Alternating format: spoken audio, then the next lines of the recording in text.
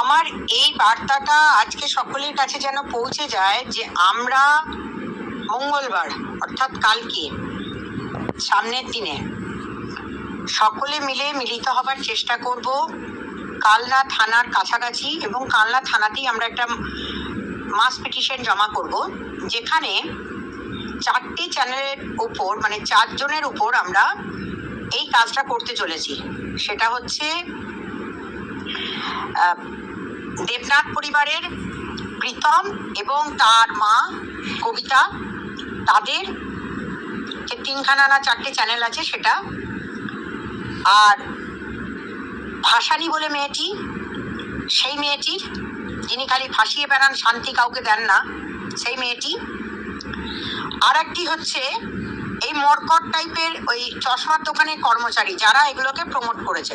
এই 4 জনের বিরুদ্ধে আমরা কালকে মাস পিটিশন জমা করব থানায়, প্লাস ইন্ডিভিজুয়ালি আপনারা এফআইআর করবেন। সমস্ত ফরম্যাট আমাদের কাছে থাকবে, সমস্ত নিয়ে থানা কাল রিসিভ করবে, এবং রিসিভ করার পর যতগুলো এফআইআর হবার উইথ এভিডেন্সটা আমরা রেখে দিয়েছি। সমস্ত এভিডেন্স আমাদের কাছে রয়েছে।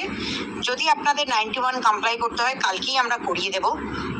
আমাদের কাছে সমস্ত এভিডেন্স নিয়ে আমরা কালকে হাজির হচ্ছি কালনা থানার সামনে বেলা 12টায়। সকলকে অনুরোধ, যদি ইচ্ছা থাকে তবেই আসবেন, অনিচ্ছা নিয়ে আসবেন না।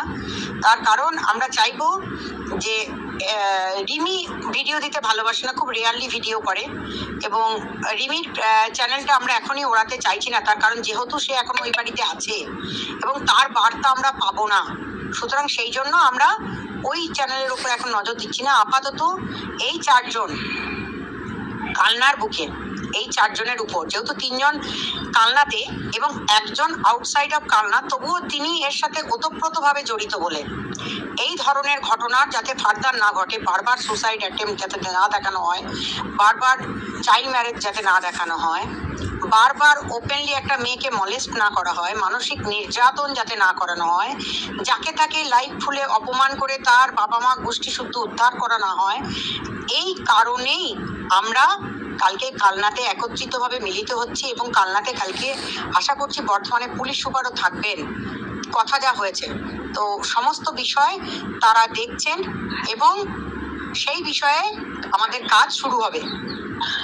আমার কথাটা কেটে গেছিল, তার সাথে অ্যাড করে নেবেন এই কথাটাও, যে আমরা সকলে কিন্তু এই উদ্দেশ্যেই একত্রিত হচ্ছি, অর্থাৎ চ্যানেলগুলি ওড়ানো, তাদের শাস্তি নিশ্চিত করা, এবং সমাজে যাতে ভালো বার্তা ছড়ায়। এই ধরনের ইউটিউবাররা যাতে একবার শাস্তি পেয়ে গেলে ফার্দার কেউ আইন ভাঙতে আর সমর্থ হবে না।